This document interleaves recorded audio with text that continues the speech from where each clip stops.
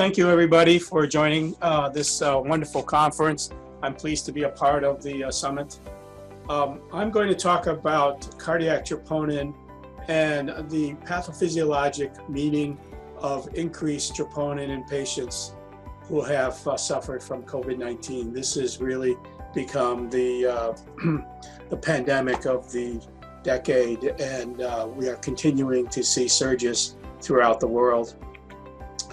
So this was a paper published a couple of months ago that showed that there are numerous cardiac diseases that are associated with a COVID infection, and that they're broken down into really three different classifications. There is chronic myocardial injury, such as seen in heart failure, cardiomyopathy, hypertension, chronic kidney disease. There is acute non-ischemic injury, which could be due to some cardiac or non-cardiac diseases, and they're listed down below.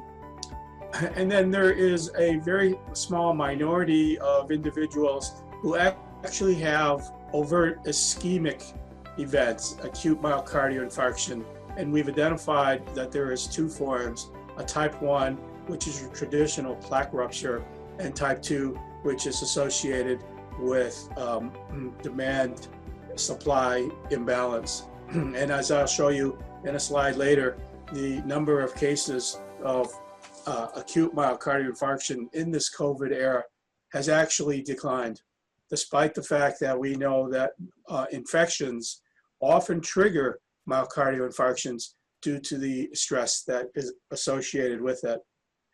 And so the American College of Cardiology and European Society of Cardiology have come together and have determined that cardiac troponin is the biomarker of choice for detecting myocardial injury.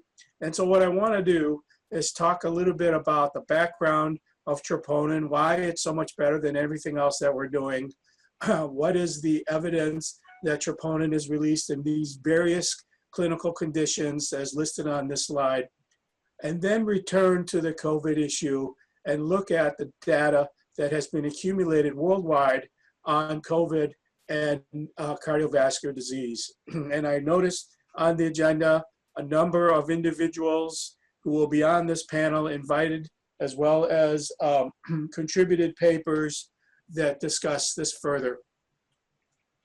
So why is troponin superior to other biomarkers? And the analogy that I give is resolution. So this is a DVD image, and this is a Blu-ray image. And you can see that the Blu-ray gives you quite a bit more definition. This is really what high sensitivity troponin does, and we are now in that generation of assays. It's not completely converted. Many of your hospital labs are still using the conventional assay, and that is not the standard today.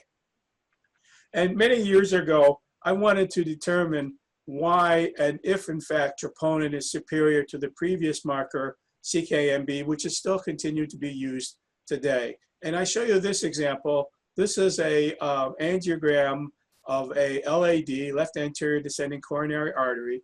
You can see here that it's patent up until this part where there is some stenosis. Now, I want to concentrate not on this region, but the collaterals that are formed as a result of this long-standing stenotic region. This is a compensatory mechanism to deliver blood in the immediate areas of the stenosis. Now, this particular vessel was opened by angioplasty, by PCI, and you can see here a nice opening of the artery, patency. Now you're delivering blood to the distal part of the LAD. But I want to focus your attention on the blockage of one of the collaterals. This is the phenomena known as side branch occlusions. It's sort of the price you pay for opening up the artery, and it occurs in a small minority of patients undergoing PCI. Now, why does this occur? So I used to live in the Northeast where it would snow a lot. Maybe it's snowing right now. And this is what would happen. The city truck would come by and plow the main arteries, in hopes of allowing people to go to work. But as a result, and this is where I used to live, this is side branch occlusion, okay? So the truck has gone by, and this is the side branch artery to my home, and you can see it's been blocked. So why do I show you this data? This is a study conducted some 25 years ago, looking at troponin before and after angioplasty, comparing the troponin T versus the CCAN-B assay. And what we see here is that most of the time they agree. They're either both negative or that they're both positive. No time did we ever see a positive MB with a negative troponin, but notice that a small percentage of individuals had an elevation in MB post-angioplasty, and that many of these had some pathophysiologic reason for the increase, a side branch occlusion or coronary artery thrombus. And so this really told me that troponin is the marker of choice and has been vindicated now, many years later, by the European Society and the American College of Cardiology. And so in the old days, when that previous slide was created, the definition of myocardial infarction was separate from unstable angina, and the markers were used to differentiate these two entities. But we now know that unstable angina is a continuum of myocardial infarction. And in fact, we need to be looking at normals, that anybody with an elevated cardiac troponin, even if they are in the context of unstable angina, and in particular stable angina, are going to be detected. And that these individuals who have no injury or moderate injury are at increasing risk for future cardiac adverse events. And so this is a more contemporary picture, still reasonably old now, that compares the three different generations of troponin. The first generation troponin really was not much better than CKMB. These have now disappeared. The current generation of troponin allows us to detect more cardiac injury earlier and to a lesser degree, higher analytic sensitivity. And then the current generation, the high sensitivity troponin, now allows us to detect troponin reliably in individuals who are completely healthy, which was not possible with the second or first generation assays. And now we have a test that can detect the very first increase in myocardial necrosis. And what I'm going to show you also is that it may be possible to detect reversible myocardial injury, injury that does not associate with irreversible damage. So this is one of the first papers that looked at a high sensitivity troponin. This is a group of healthy individuals who come into who are just being tested, and you can see here that the cutoff for this assay is about 10, and that you see a nice Gaussian distribution of individuals below the cutoff. This is that same assay tested in a group of patients with ED chest pain. And what we see here, again, the cutoff is here, two groups of patients, individuals who have a Gaussian distribution below the cutoff, we consider non-diagnostic. These are people who don't have myocardial injury as a cause for the elevated troponin. But look at this group over here. These would all be missed with the first and second generation assays. These are patients who have mild increases in cardiac troponin above the 10 nanogram per liter cutoff, and are, in the context of chest pain, are people of interest. And these are the two types of AMIs that have been described by the task force. Type 1, which is the plaque rupture, and these various forms of type 2, which are really related to demand ischemia, excessive exercise, cardiac arrhythmias, there may be drug-induced vasospasms. These individuals may not necessarily have a fixed plaque. And so what is the mechanism for release of cardiac troponin in the absence of irreversible ischemia? These are some of the theories and hypotheses. It's a highly debated subject. It's not something that has been accepted by all. I've been involved with this mechanism now for many years, and I'm going to give you some of my theories. So this is a study that looks at marathon runners, and we know that excessive exercise can produce an exertional rhabdomyolysis as well as acute cardiac ischemia. But what this slide shows is that with cardiac magnetic resonance imaging, that there is actually very little inflammation or necrosis as indicated by these different markers before and after a race. So these individuals have no irreversible injury. Of course, there's always some exceptions, people who develop a heart attack, but by and large, long distance running gives you stress, but not necessarily a heart attack.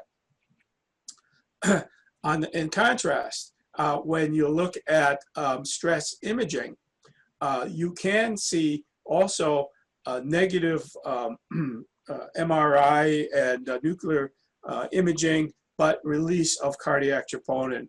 And so this is baseline immediately after stress showing no difference, 2 hours and 4 hours, and this is the delta from the baseline.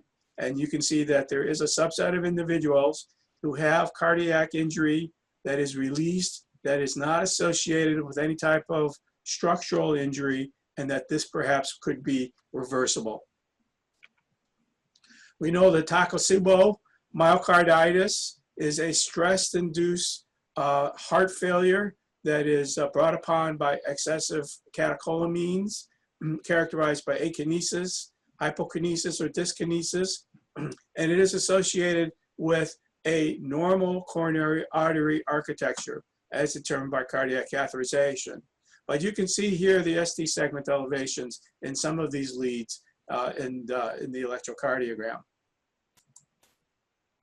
This is the angiographic imaging showing no occlusion. Drug-induced can cause vasospasms that can lead to cardiac injury and myocardial infarction. We've known this for many years. People who heavily use cocaine are at risk of myocardial infarction. Again, this is not a plaque rupture situation. This is a demand ischemia, demand supply ischemia, and part of it is related to this inhibition of catecholamine reuptake. And this is was demonstrated also as a means for developing cardiac ischemia. There's also, as I mentioned, vasoconstriction and an acceleration of atherogenesis. This is a study that we did relating cocaine to troponin elevations, comparing the levels of benzoylecgonine and cocaine in the different tertiles to the elevation of troponin.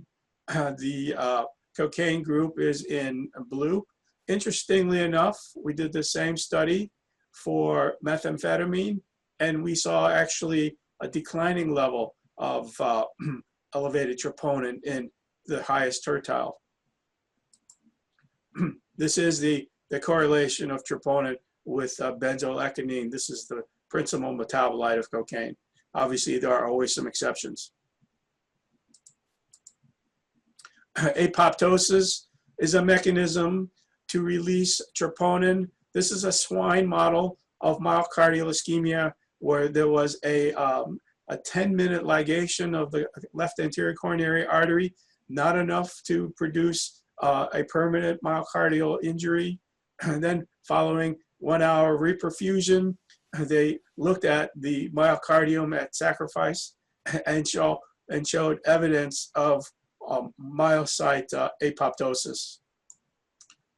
Upon 24 hours of reperfusion, many of these apoptotic bodies disappeared to suggest that, in fact, this is reversible injury. So this is going to be a series of slides that demonstrate my hypothesis for both irreversible and reversible injury. So this is the myocyte here on the left, and we know that troponin is found in two places. It's found first in the cytoplasm, some 2 to 6%, and when there is initial injury to the membrane of the myocyte, you see a release of troponin within the first few hours. But what is interesting is that the troponin begins to decline soon thereafter until there is breakdown of the contractile apparatus, which requires lysosomal enzymes and macrophages. This is a longer time period that is associated with the release of troponin in many days, as witnessed by the back end of this curve. So we have two phases. We have the initial phase, and then we have the structural damage that leads to the prolonged phase, which is the reason why troponin is elevated for a long period of time. But now let me give you this situation. We did a study of two cyclists, middle-aged individual, one male, one female, where we measured troponin before, immediately after, and 24 hours after using a high sensitivity assay. And so this is the result of these two individuals. You can see here that there is a bump in troponin immediately after, and that it returned to normal within 24 hours. Now, what doesn't make sense is that if this is irreversible cardiac damage, where is the second wave?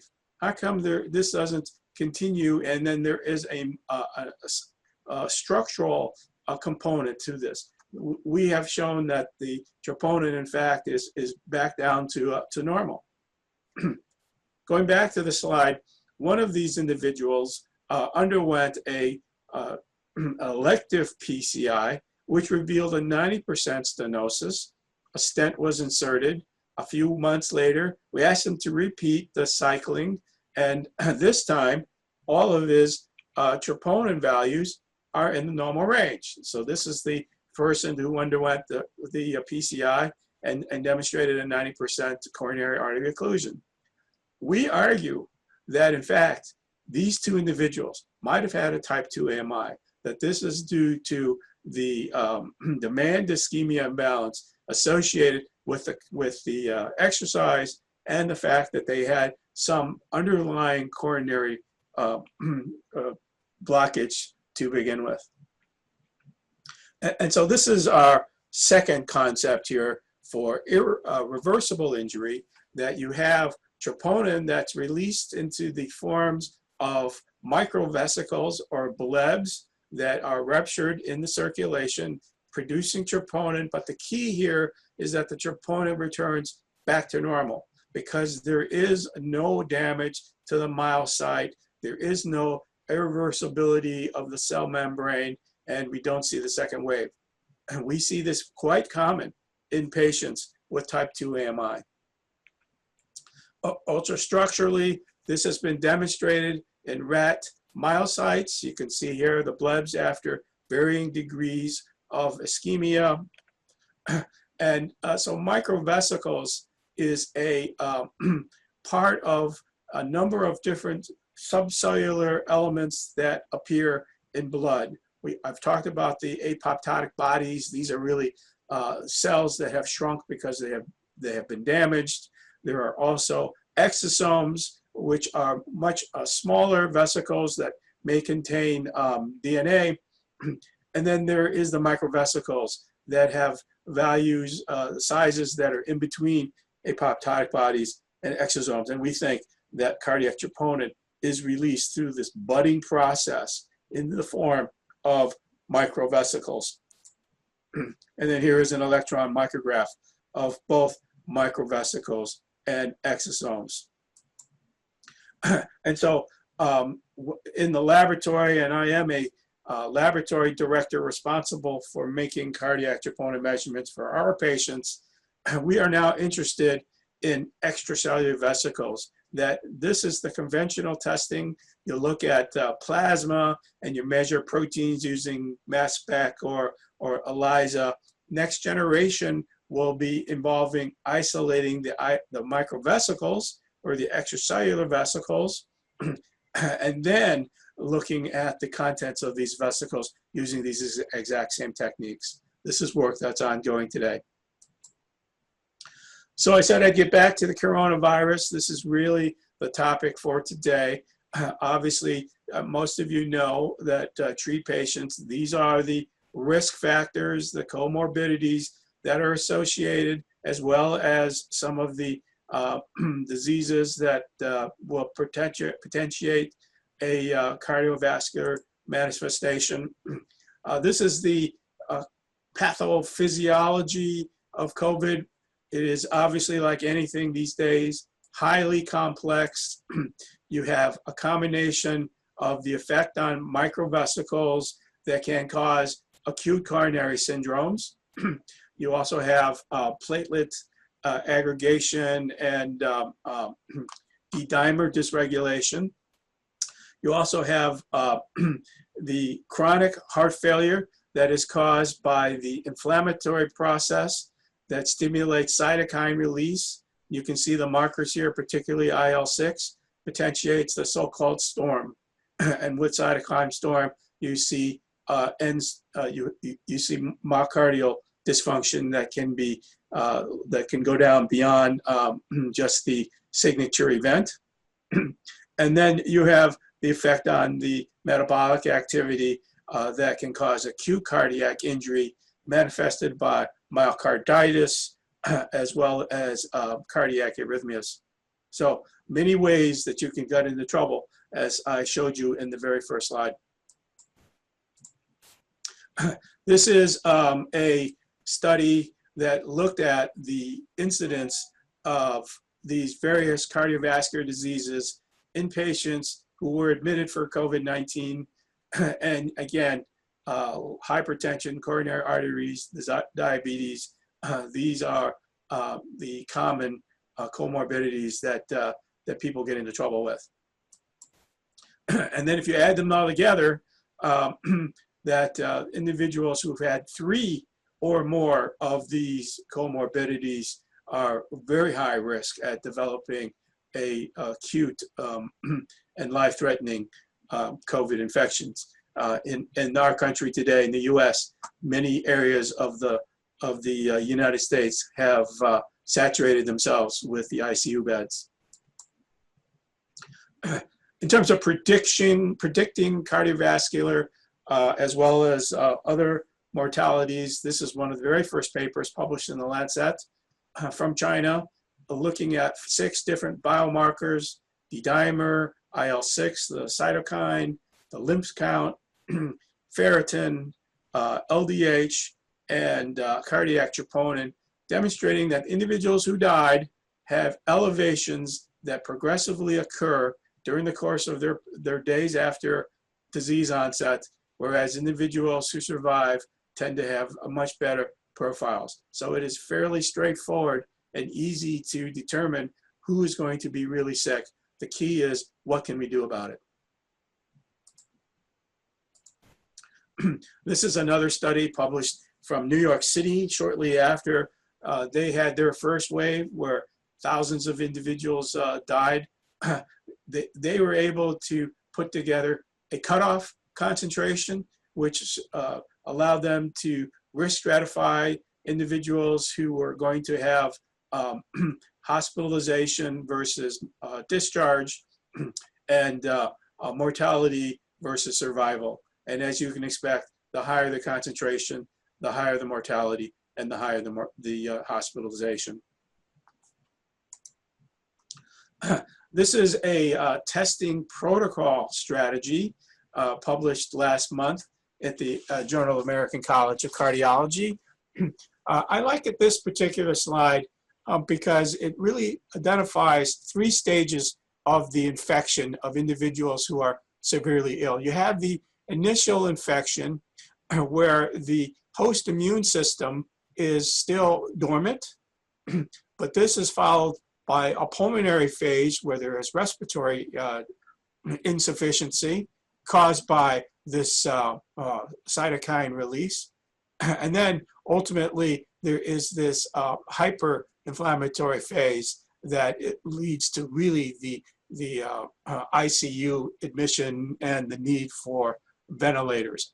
And that we can identify risks according to these different stages and look at different biomarkers, and in this case, troponin and the natriuretic peptides as a function of risk.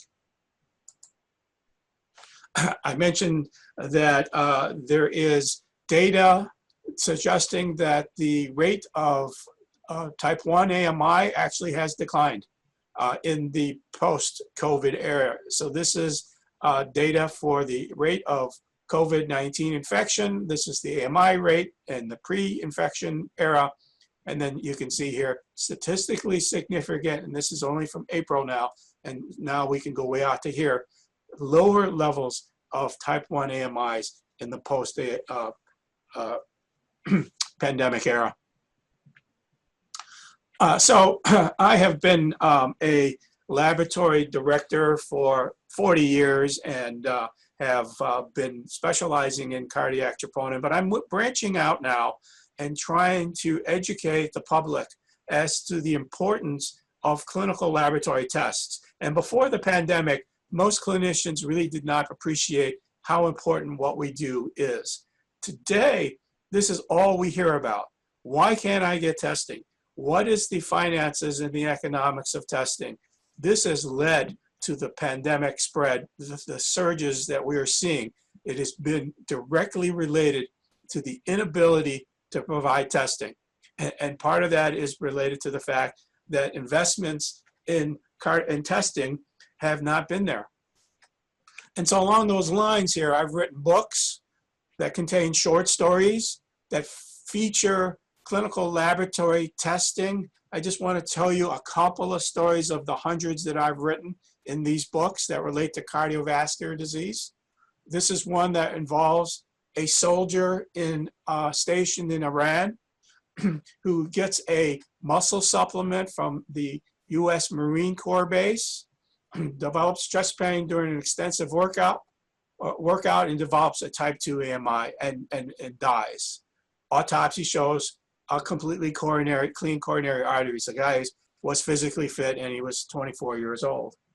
So we did toxicological analysis and we found that this patient was on a synthetic amine that was very dangerous. And since then, the Marine Corps base has discontinued sale of this supplement.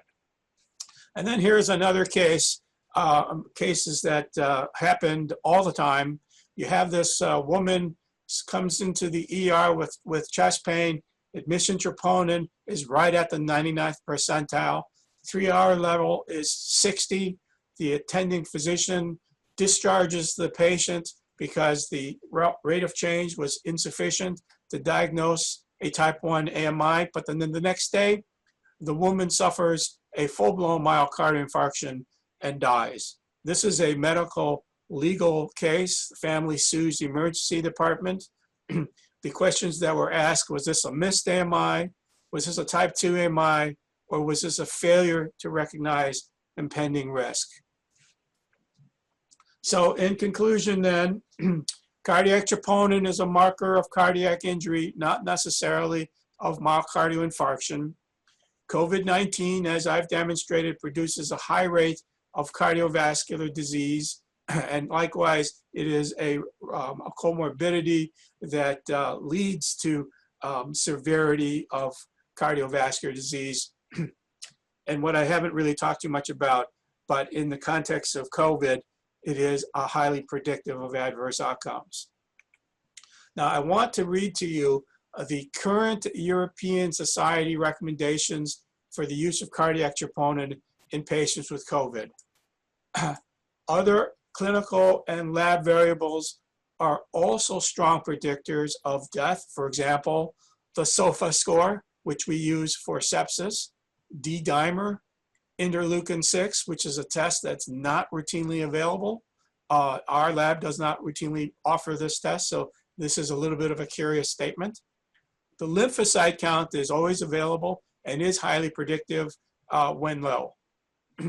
Risk of inappropriate diagnostic and therapeutic interventions triggered on cardiac troponin concentrations. So their concern is that an individual with a positive troponin undergo interventions that might not be warranted because, again, the rate of acute myocardial infarction is actually declining.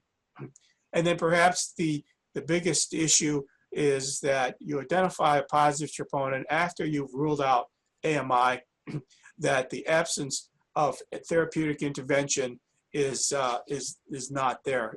There's nothing therapeutically that we do that can ameliorate the cardiovascular risks. And so therefore, the European Society has decided that they do not recommend testing. So I thank you again for your attention, and we have just a few minutes, and I can address any questions. Thank you, Professor Allen. In this present COVID-19 situation, that was very wonderful and important presentation. I hope everyone is enjoyed a lot. Yeah, I will leave some time here. If anyone have any questions or comments, can go ahead and please ask Professor Allen. Yes, may I please, or I have a remark. I saw your wonderful picture with this collateral artery, which was grown. Do you remember? Yeah, your angio. Can you hear me? Yes, I can, Elizabeth. Yeah, yes. Okay. So the remark is, so I was very happy to see this collateral artery, which is grown, which we call arteriogenesis. You probably know this expression. And I'm a molecular biologist, so my talk will be about arteriogenesis, and I will go a little bit more into detail into the molecular mechanisms. So I was very happy that you showed this picture. Thank you very much. Yeah, there's actually at one time some therapies that were directed to try to produce more collaterals by stressing the coronary artery system. There's some researchers at Stony Brook, and I don't know if that's still being done. Maybe that's what you're going to be talking about. I go into the molecular stuff and try to explain everything. Very good. Coming to your talk, I think the increased levels of your troponin are due to this so-called pyroptosis, isn't it? So it's a special form of apoptosis which is induced when cells are infected, then they die, and then you of course have increased levels of this troponin. Yeah, I've not seen anybody hypothesize that mechanism. Very interesting. I need to go back and look at that. Yeah. Thank you.